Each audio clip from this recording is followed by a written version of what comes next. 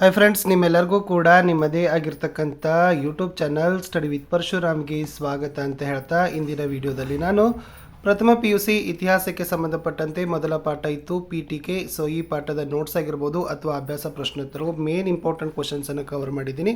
So ಇದೇ ತರನಾಗಿ first PUCದಲ್ಲಿ ನಾನು Kannada, English, Hindi, history, political, sociology, ಎಕನಾಮಿಕ್ಸಲ್ಲಿ ಪಾಠದ ಪ್ರಶ್ನೋತ್ತರಗಳ ವಿಡಿಯೋಗಳು ಬರ್ತಾ ಇರ್ತವೆ. ಸೊ ಖಂಡಿತವಾಗಿ ನೋಡಿ, ನಿಮ್ಮ ಎಕ್ಸಾಮ್ಗೆ ಯೂಸ್ ಆಗ್ತದೆ ಅಂತ ಹೇಳ್ತಾ ಲೈಕ್, ಶೇರ್ ಮತ್ತು ಸಬ್ಸ್ಕ್ರೈಬ್ ಮಾಡೋದನ್ನು ಮಾತ್ರ ಮರೆಯದಿರಿ. ಸೊ ಬನ್ನಿ ಪಾಠದ ಪ್ರಶ್ನೋತ್ತರವನ್ನು ಶುರು ಮಾಡೋಣ. ಭಾಗ ಎ, ಒಂದು ಪದ ಅಥವಾ ಒಂದು ವಾಕ್ಯದಲ್ಲಿ ಉತ್ತರವನ್ನು ಬಯಸ್ತಕ್ಕಂಥ ಪ್ರಶ್ನೆಗಳು. ಇವೆಲ್ಲ ನಿಮಗೆ ಮಲ್ಟಿಪಲ್ ಚಾಯ್ಸ್ ಕ್ವಶನ್ಸ್ಗಳಾಗಿರ್ಬೋದು. ಹೊಂದಿಸಿ ಬರೆಯಿರಿ, ಬಿಟ್ಟ ಸ್ಥಳಗಳಲ್ಲಿಯೂ ಕೂಡ ಕೇಳ್ತಾರೆ.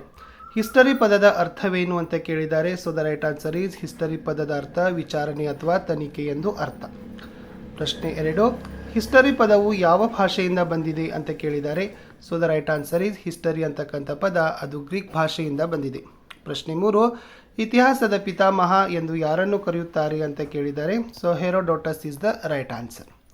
ಪ್ರಶ್ನೆ 4, ಹೆರೋಡೋಟಸ್ ಯಾವ ದೇಶಕ್ಕೆ ಸೇರಿದವನು. ಉತ್ತರ Greek.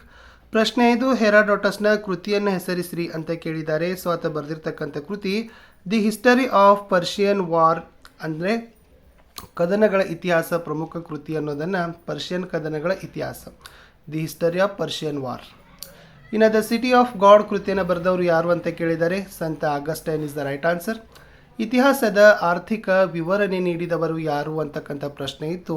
Karl Marx is the right answer. ಪ್ರಶ್ನೆ 8, ಕಾರ್ಲ್ ಮಾರ್ಕ್ಸ್ ಇತಿಹಾಸದ ವ್ಯಾಖ್ಯೆಯನ್ನು ಬರೀರಿ ಅಂತ ಕೇಳಿದ್ದಾರೆ. ಕಾರ್ಲ್ ಮಾರ್ಕ್ಸ್ ಪ್ರಕಾರ ಇತಿಹಾಸ ಎಂದರೆ ಉಳ್ಳವರು ಮತ್ತು ಇಲ್ಲದರ ನಡುವಿನ ಸಂಘರ್ಷ ಅಂತಾನೆ ಹೇಳಿರೋದು. ಪ್ರಶ್ನೆ 9, ಇತಿಹಾಸಕ್ಕೆ ಸಂಬಂಧಿಸಿದ JB ಬ್ಯೂರಿಯ ವ್ಯಾಖ್ಯೆಯನ್ನು ಬರೀರಿ ಅಂತ ಕೇಳಿದ್ದಾರೆ. ಸೊ ಬ್ಯೂರಿ ಹೇಳಿದ್ದು ಇತಿಹಾಸವು ಒಂದು ವಿಜ್ಞಾನ, ಹೆಚ್ಚು ಅಲ್ಲ ಕಡಿಮೆಯೂ ಅಲ್ಲ ಅಂತ ಹೇಳಿರೋದು. 10ನೇ ಪ್ರಶ್ನೆ, ಅರ್ನಾಲ್ಡ್ ಟೈನ್ಬಿಯ ಕೃತಿಯನ್ನು ತಿಳಿಸಿ ಅಂತ ಕೇಳಿದ್ದಾರೆ. ಅ ಸ್ಟಡಿ ಆಫ್ ಹಿಸ್ಟರಿ, ಇತಿಹಾಸದ ಅಧ್ಯಯನ ಅನ್ನೋದು ಅರ್ನಾಲ್ಡ್ ಟೈನ್ಬಿಯ ಕೃತಿ. ಪ್ರಶ್ನೆ 11, ಇತಿಹಾಸ ನಾಗರಿಕತೆಯ ಏಳು ಬೀಳಿನ ಕತೆ ಎಂದು ವ್ಯಾಖ್ಯಾನಿಸಿದವರು ಯಾರು ಅಂತ ಕೇಳಿದ್ದಾರೆ. So the right answer is Arnold Toynbee. 12ನೇ ಪ್ರಶ್ನೆ, ಇತಿಹಾಸಕ್ಕೆ ಜವಾಹರ್ಲಾಲ್ ನೆಹರು ನೀಡಿದ ವ್ಯಾಖ್ಯೆ ಏನು ಅಂತ ಕೇಳಿದ್ದಾರೆ. ಜವಾಹರ್ಲಾಲ್ ನೆಹರು ಹೇಳಿದ್ದು ಅನಾಗರಿಕತೆಯಿಂದ ನಾಗರಿಕತೆಯೆಡೆಗೆ ಸಾಗಿದ ಮಾನವನ ಕಥೆಯೇ ಇತಿಹಾಸ ಅಂತ ಹೇಳಿರೋದು ಜವಾಹರ್ಲಾಲ್ ನೆಹರು. ಇಷ್ಟು 1 ಮಾರ್ಕರ್ ಇತ್ತು. ಇನ್ನು 2 ಅಂಕದ ಪ್ರಶ್ನೆಗಳಲ್ಲಿ ಫಸ್ಟ್ ಬರೋದೇ ಇತಿಹಾಸದ ಯಾವುದಾದರೂ 2 ವ್ಯಾಖ್ಯೆಗಳನ್ನು ಕೇಳ್ತಾರೆ.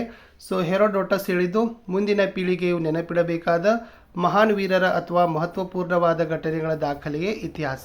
ಇನ್ನೊಂದು ನೆನಪಿಟ್ಕೊಡ್ರಿ, ಸಂತ ಆಗಸ್ಟೈನ್ ಇತಿಹಾಸವು ದೇವರ ಮತ್ತು ಸೈತಾನಿನ ನಡುವಿನ ಸಂಘರ್ಷದ ಕಥೆಯಾಗಿದ್ದು ಅಂತಿಮವಾಗಿ ದೇವರು ಸೈತಾನನ ಮೇಲೆ ವಿಜಯ ಸಾಧಿಸುವ ವಿಜಯದಲ್ಲಿ ಪರ್ಯವಸನಗೊಳ್ಳುತ್ತದೆ ಅನ್ನೋದು 2 ಡೆಫಿನೇಷನ್ಸ್ ಬೈ ಮಾಡಿ. ಇನ್ನು ಕಾರ್ಲ್ ಮಾರ್ಕ್ಸ್ ರವರ ಕೃತಿಗಳು, 1ನೇದು ದಾಸ್ ಕ್ಯಾಪಿಟಲ್ ಬರ್ತದೆ, 2ನೇದು ಕಮ್ಯುನಿಸ್ಟ್ ಮ್ಯಾನಿಫೆಸ್ಟೋ ಅನ್ನೋದು ಕೃತಿಗಳು. ಇನ್ನು ಜವಾಹರ್ಲಾಲ್ ನೆಹರು ಅವರು ಬರೆದಿರುವ 2 ಕೃತಿಗಳನ್ನು ಕೇಳಿದ್ರೆ ಡಿಸ್ಕವರಿ ಆಫ್ ಇಂಡಿಯಾ ಒಂದು ಬರ್ತದೆ, 2ನೇದು the glimpses of world history ಅನ್ನೋದು ಉತ್ತರ. ಇನ್ನು ಇತಿಹಾಸದ 2 ವೃತ್ತಿಪರ ಉಪಯೋಗಗಳನ್ನು ಕೇಳಿದ್ದಾರೆ. ಸೊ ಫಸ್ಟ್ ಒನ್, ಸ್ಪರ್ಧಾತ್ಮಕ ಪರೀಕ್ಷೆಗಳಲ್ಲಿ ಇತಿಹಾಸ ಒಂದು ಪ್ರಮುಖವಾದ ಐಚ್ಛಿಕ ವಿಷಯವಾಗಿದ್ದು ಇದರ ಜ್ಞಾನ ವಿದ್ಯಾರ್ಥಿಗಳಿಗೆ ಅವಶ್ಯಕವಾಗಿದೆ. 2ನೇದು, ಆಡಳಿತ ಸುಧಾರಣೆಗೆ ಉತ್ಖನನ ನಡೆಸಿ ಗತಕಾಲದ ಘಟನೆಗಳ ಮೇಲೆ ಹೊಸ ಬೆಳಕು ಚೆಲ್ಲಲು ಐತಿಹಾಸಿಕ ಜ್ಞಾನ ಅಗತ್ಯವಾಗಿದೆ ಅಂತಕ್ಕಂಥ 2 ಪಾಯಿಂಟ್ಸ್ಗಳನ್ನು ನೀವು ಏನು ಮಾಡಬೇಕಾಗಿತ್ತಪ್ಪ ಅಂತಂದರೆ ಬರಿಬೇಕು. ಇನ್ನು 5 ಮಾರ್ಕರ್ ಕ್ವಶನ್ನಲ್ಲಿ ಇತಿಹಾಸದ ವ್ಯಾಖ್ಯೆಗಳನ್ನು ಕೇಳಿದರೆ ಒಂದು 5 ವ್ಯಾಖ್ಯೆಗಳನ್ನು ವಿವರಣೆಯನ್ನು ಮಾಡಬೇಕು. ಫಸ್ಟ್ ಮೂಲ ನೋಡಿ, ಇತಿಹಾಸದ ವ್ಯಾಖ್ಯೆಗಳು ಪ್ರಶ್ನೆ ಇದೆ. ಇತಿಹಾಸ ಹಿಸ್ಟೋರಿಯಾ ಎಂಬ ಗ್ರೀಕ್ ಮೂಲದಿಂದ ಬಂದಿದ್ದು ಮಾನವನ ಜೀವನದ ಎಲ್ಲ ಆಯಾಮಗಳನ್ನು ಅಧ್ಯಯನ ಮಾಡ್ತದೆ. ಸೊ ಫಸ್ಟ್ ಹೆರೋಡೋಟಸ್ ಹೇಳಿದ್ದು ಇತಿಹಾಸವೆಂದರೆ ಮುಂದಿನ ಪೀಳಿಗೆಯು ನೆನಪಿಡಬೇಕಾದ ಮಹಾನ್ ವೀರರ ಅಥವಾ ಮಹತ್ವಪೂರ್ಣವಾದ ಘಟನೆಗಳ ದಾಖಲೆ. ಇನ್ನು ಕಾರ್ಲ್ ಮಾರ್ಕ್ಸ್ ಹೇಳಿದ್ದು ಉಳ್ಳವರು ಮತ್ತು ಇಲ್ಲದವರ ನಡುವಿನ ಸಂಘರ್ಷವೇ ಇತಿಹಾಸ. ಇನ್ನು JB ಬ್ಯೂರಿ ಅವರು ಹೇಳಿದ್ದು ಇತಿಹಾಸ ಒಂದು ಪ್ರಾಚೀನ ಕಲೆ ಮತ್ತು ವಿಜ್ಞಾನವಾಗಲು ಹೊಂದಿರುವ ಇತ್ತೀಚಿನ ಆಕಾಂಕ್ಷಿ. ಇನ್ನು ಅರ್ನಾಲ್ಡ್ ಟೈನ್ಬಿ ಹೇಳಿದ್ದು ಇತಿಹಾಸವು 7 ಬೀಳಿನ ಕಥೆಯಾಗಿದೆ ಅಂತ ಹೇಳಿದ್ದಾರೆ.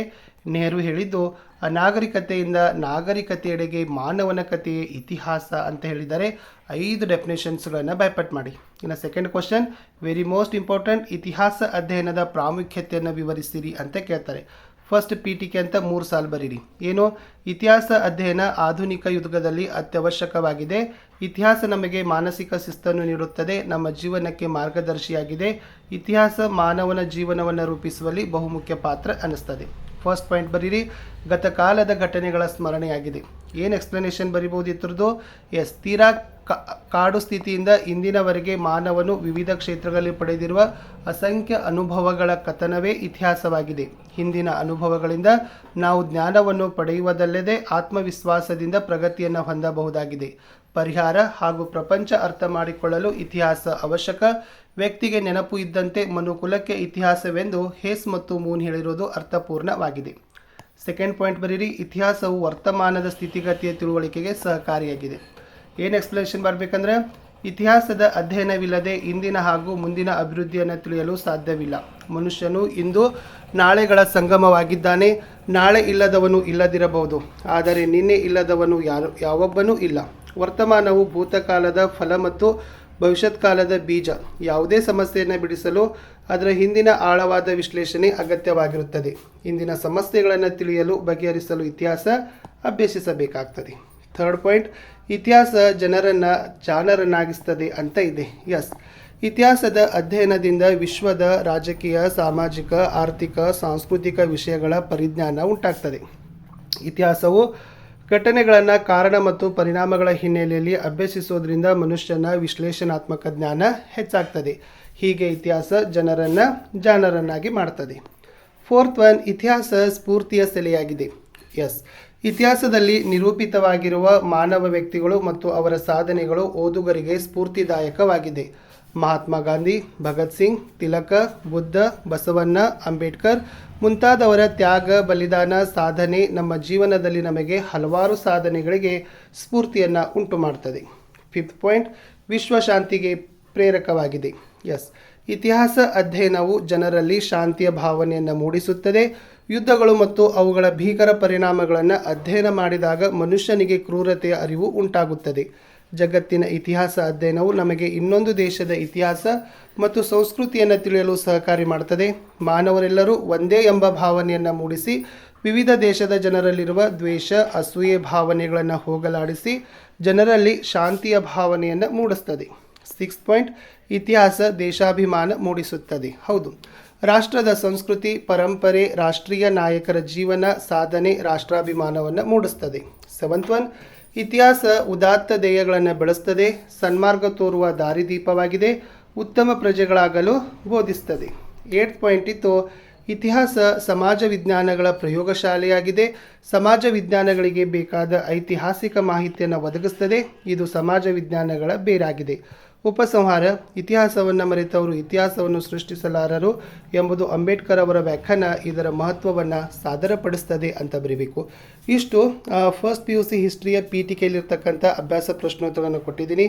ನಾನು ಸಿಗ್ತೀನಿ ಹೊಸ ವಿಡಿಯೋದಲ್ಲಿ. ಗುಡ್ ಲಕ್, ಬಾಯ್.